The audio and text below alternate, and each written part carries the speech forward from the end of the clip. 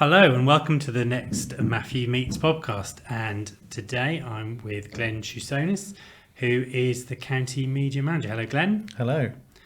Glenn, tell us a little bit about your background in scouting. My scouting career, if you like, started when I was 8 years old and I was a cub. I was a cub at First Belton Scout Group in the village where I used to live. And I've moved on through Cubs, through Scouts, through Venture Scouts as it was back then. And then I moved into assistant Cub leadership, again with First Belton, and then went on to be an assistant Scout leader.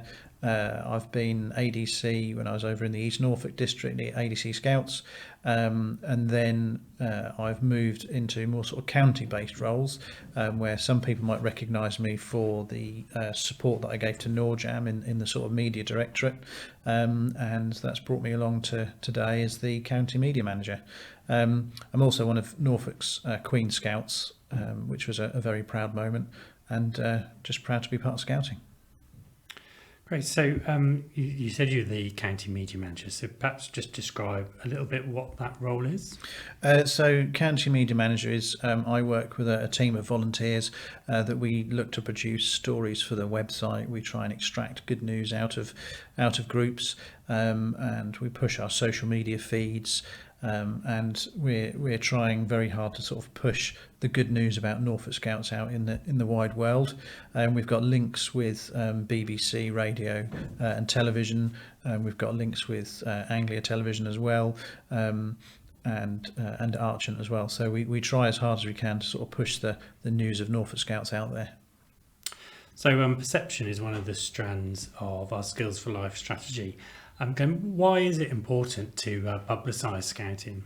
It's really important these days because we can showcase young people and the value that they can get from scouting, and also in our communities, which sometimes goes unnoticed. It's good to demonstrate the value that we can give to potential young people who might benefit from scouting as well. So if they see some of the exciting things that we do and the value that other young people get from it, then that's a great message for Norfolk Scouts. We're also showcasing as well the adults who support scouting each week. They give it their time to support the local groups in their village. And it's also sort of giving back the skills for life that we're teaching young people. And potentially showing an audience of new volunteers who might want to come and Indeed, yeah. I mean, if we showcase some really good news stories and advertise how new volunteers can become involved in the great adventure that is scouting, then hopefully we'll recruit a few more adult supporters. So how can our existing volunteers support you and the county in spreading the news about scouting? So existing volunteers can help to support us by following our social media feeds on Facebook and Twitter and Instagram. They can retweet some of the stories and share some of the information that we put out.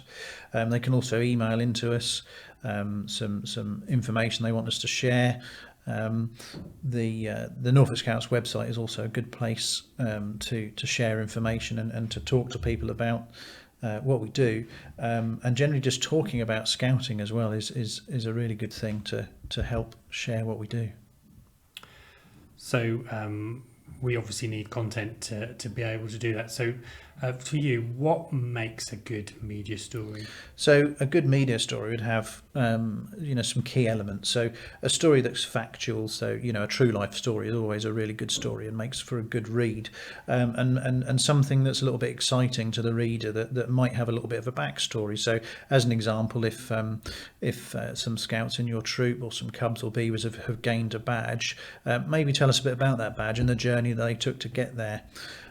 Is always makes the story nice and exciting, and some good supporting photos or perhaps a little video that helps to support the story, and something that might lead into a little bit more into scouting about how people can become part of the adventure. So maybe how adults can become volunteer leaders, or young people how they might be able to benefit from joining scouting. And it's more of the proactive stuff, showcasing stuff that's going well rather than waiting till the cutback's about to close or something. Indeed, yes, yeah. Those sorts of stories tend to happen naturally by themselves. So we try and push a lot of the good news stuff. Okay, Glenn. So everyone who comes on the podcast, we ask some quick questions. So what is your greatest scouting memory? My greatest scouting memory is when I was doing my Queen's Scout Award expedition with some fellow scouters, and we was camping on the side of this hill in Derbyshire, and it was an incredibly windy, rainy night. And as the side of the tent was touching our faces, we thought it'd be a good idea to go out and repeg the tent. At that point, the fly sheet of the tent blew away, and we found it the next day in a tree. But that was a really memorable Queen Scout Award expedition. Super. Probably something we won't be sharing on social media. What is your favourite campfire song? I think my most favourite campsite song from when I was a young boy was the Nobody All song. It was always a favourite of mine. Okay. And for you, what's the best bit about being an adult volunteer? For me, I enjoy listening to the young people. So some fantastic feedback that I took from Norjam, where there's thousands of young people having a fantastic time, was just the real positive comments that they made, that the Jamboree was like a scouting and guiding festival. So for me, I was part of a large team that helped to deliver such a fantastic event that actually all these young people had a great time at. And several months later, you can enjoy that experience at the time. It's Yes, all a bit more indeed. fraught. Yeah.